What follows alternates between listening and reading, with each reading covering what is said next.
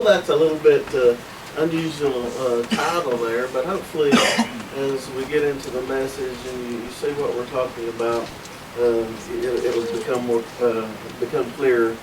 We hear the phrase a lot of times, "a life worth living," but a life worth dying is kind of what it is. It may be the same thing in a way, just another way, another perspective. But everybody have a good Christmas. Yeah. Good. Yeah. We got Uncle Michael in here with us now, so we got a little niece as a Christmas gift this year. So, but on Christmas Day, we always spend the noon and the afternoon at Christy's grandfather, James Atkins, up there with the Atkins family, and he's 89 this year, I think. Is that right? I think that's right. He's 89 years old. His birthday's 23rd, so he just had it, and many of you know him, or have heard of him. He's a retired pastor, and he spent a lot of years serving in a lot of different churches, and shortly after Christy and I started dating, he retired from Calvary Baptist down in Etowah, and he had been down there for more than 20 years, and as soon as he retired, he went to Rural Bell Baptist as an interim, and he proceeded to serve there as pastor for more than 20 years before he finally retired for real a few years ago. But not been too many years, it don't seem like. But one thing I thought about was this year was he's actually been my grandfather through marriage more than twice as long as any of my biological grandfathers, because one of my grandfathers, he passed away before I was born, and my Papa McCosh, he passed away when I was in 6th grade, so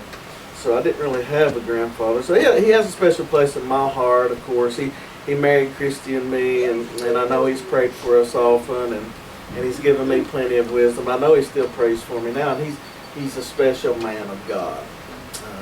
Everybody that knows him would say that. And, I don't know if anybody heard it as we were getting ready to leave. When was it? Friday? Christmas?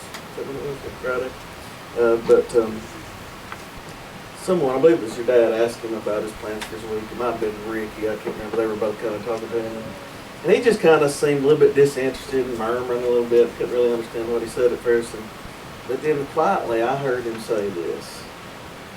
He said, "I'm ready to cross on over the river."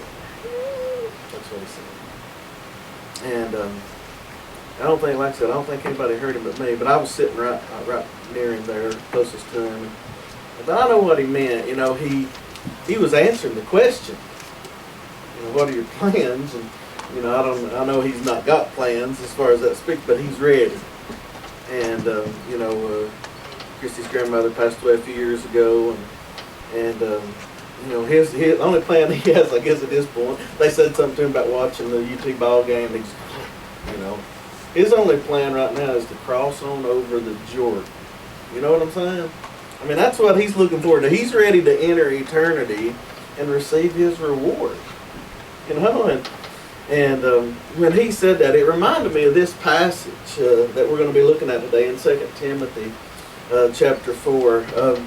It's the Apostle Paul, another preacher who in our text today was ready to cross on over the river. He was ready. Paul's imprisoned in Rome when he's writing this letter to Timothy, probably awaiting execution. He knows his time's short, and so as he writes to his young protege, he I guess feels the need to tell him, I'm ready to leave this world. So let's read these few verses here toward the end of his last letter to Timothy. He says to him, he says, "For I am already being poured out as a drink offering, and the time of my departure has come. I have fought the good fight. I have finished the race," some translations say course, and he says, "and I have kept the faith." And he says, "Henceforth," or finally, "there is laid up for me the crown of righteousness, which the Lord, the righteous judge, will award to me on that day, and not only to me, but to also to all those who have loved his appearing." And so Paul's looking forward to his time of departure. He was looking forward to crossing over the river, you know. And of course, the analogy of crossing over the river is the analogy of going into the promised land. And the Israelites, when they left the bondage in Egypt, and they finally, after wandering in the desert, they crossed over the Jordan, you see. And so that analogy is used throughout Scripture. And so here's the thing, you know, as we approach the end of a calendar year, I find some similarities with the end of life. And, you know, because at the end of our lives, if we have time to reflect, you know, if we're aging, or we have some terminal condition, and we know our days are numbered. Of course, we all know our days are numbered, but we feel like we're approaching the end. There seems to be a lot more reflection on our lives, and we have time to do that. Now, some people, you know, get snuffed out in a moment, and we don't have time, but we can ask ourselves then if our life has been lived in an honorable way. Has it been lived in a way we would want to be remembered, you know? And here's the thing, you know, we're all leaving a legacy, so to speak. We're all leaving something behind for people to remember us by. And the question is, what is it? What will it be? What will you be remembered for? What will you be remembered for? That's the question we want to think about, because we've got a lot of stuff in our lives maybe we don't want to be remembered for, but everything can be bound up in our testimonies, because, you know, God is using everything that we have. But what is it we want to be remembered for? What is it that you want people to remember about you? That's the question. You know, you think about it. You know, if you never think about that, then you ought to, because it can affect a lot of your decisions. And so this week on New Year's Eve, we'll be exiting 2015. Our lives from 2015 will have an opportunity then to flash through our minds. Because, you know, you ever notice toward the end of the year the shows, and they do all the things that happen throughout the year, you know, and we can do that. We can think about 2015, and sometimes we're forced to, just by the things that come up and that kind of thing. And we're thinking about 2015, our lives this past year, and we'll be facing a new day, a new adventure into the unknown, right, of 2016. And so it's a good time for us to ask the question, did I live it well? Did I live it well? Did in 2015, concerning your life, will the Lord Jesus Christ say to you, well done, thou good and faithful servant? Would he say that about 2015? That's kind of what I want us to think about here for a minute. So here we stand at the end of our life, the end of our life of 2015. How then will we judge as we look back at it? How do we know, did we live it well? That's a good question, maybe. How can we examine our own lives, and what criterion can we use, you know, to try to determine, did we live it well? And the thing that I want us to do, I think we can look at the end of Paul's life, and maybe we can look at how he judged his life, and we can do the same with ours. Of course, we're not limited to 2015. You can think all the way back, but it's that changing of the date and the time. And not only does it usually help us reflect for the past year, but a lot of times for our whole lives, because time's moving forward, isn't it?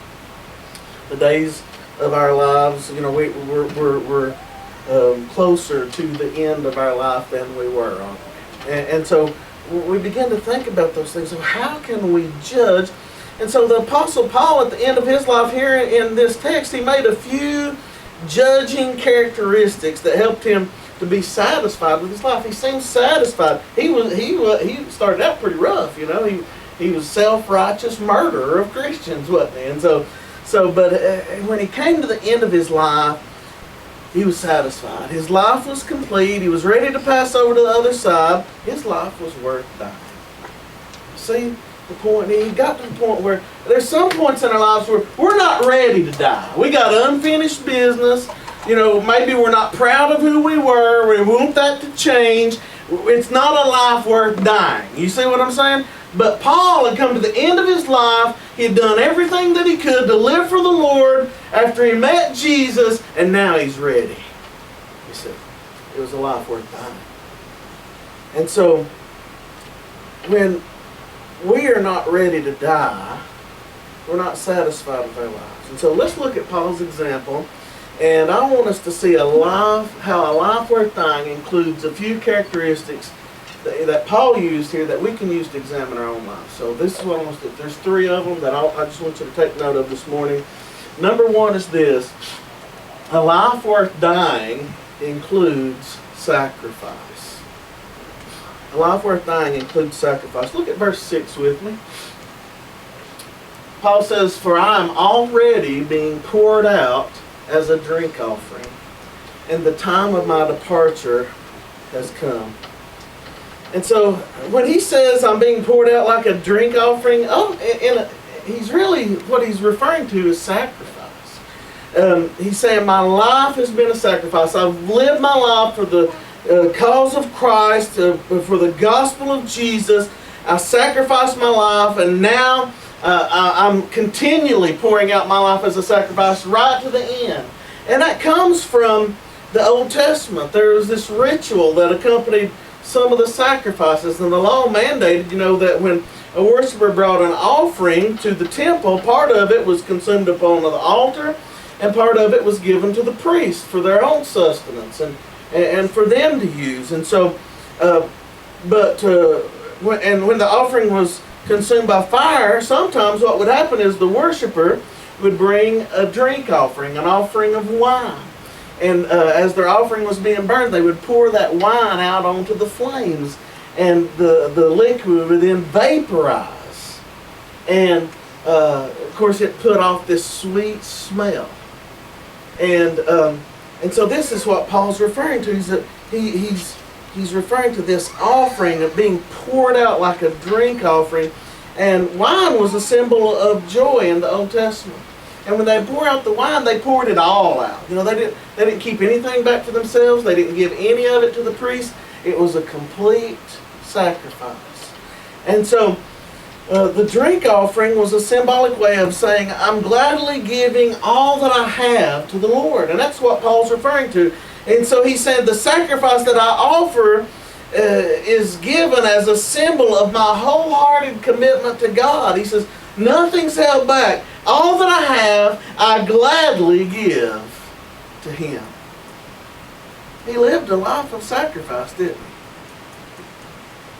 he? He lived a life of sacrifice. And so he says, not only does he says, I'm continually being poured out like a drink offering, but he says, the time of my departure has come. And so, this the wording for this departure, sometimes this word's used to in other literature to refer to a ship that's getting ready to sail. Another time it's used to refer to a tent that's taken down, and as if we're rolling up the tent, getting ready to leave to move to the next place.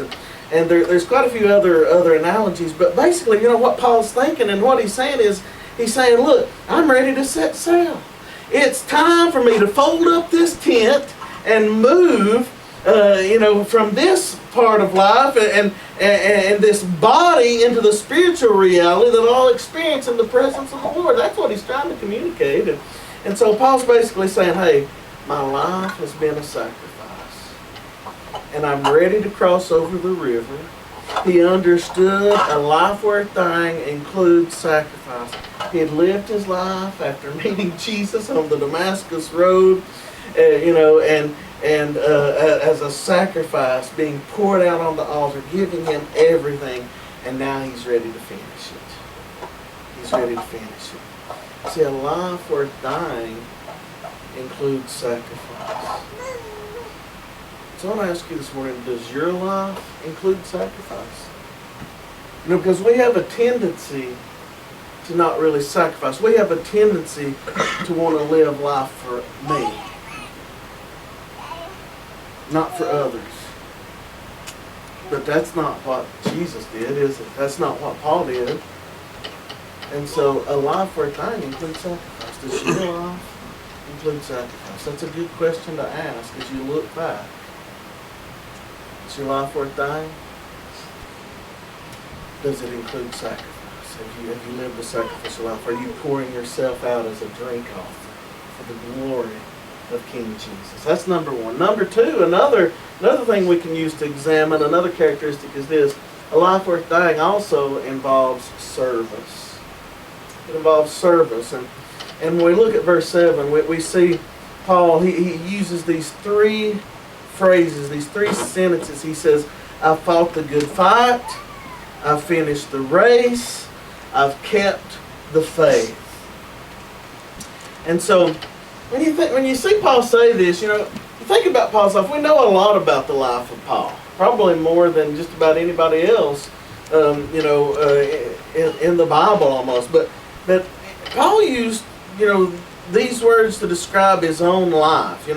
Trouble, distress, hardships, and trials, and in 2 Corinthians, he described the normal Christian life with a lot of the same type of characteristics. He says, in much patience, in affliction, in necessities, in distresses, in stripes, in tumults, in labors, in watchings, and fastings, and in other passages, Paul talked about the opposition he faced, Satan and the forces of darkness, the indwelling power and the struggle between the flesh and the spirit, and he talks about the spiritual darkness of paganism, and whatever else you can say about Paul. Paul didn't have an easy life. I mean, he had it rough. You think about the things that he talked about.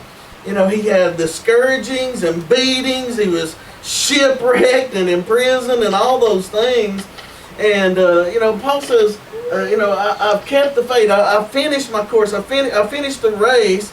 And so Paul's not really saying I did what I wanted to do. He says I'm not finished my race. He's finished what God's laid out for him. And so he's been following the Lord in good times and bad, whether in happy circumstances or in the midst of pain and suffering. He could look back and say, hey, it wasn't easy. And it wasn't, it was, a lot of times it was hard, and sometimes he says, I wondered if I could make it, but now, he says, I can see Jesus, I can see the finish line. We have this misconception a lot of times, maybe you've seen this on the internet, your plan and God's plan, and Paul, I think he understood this because, we want to do it this way, right? We want to, if I'd drawn that picture, I'd probably drawn it downhill just a little bit. But because that's kind of what we want to do. We want the easy road. But God's plan to get us where He wants us to be and to reach the people we need to reach and experience the things we need to experience includes valleys and dangerous bridges and seas and a golf course maybe. I don't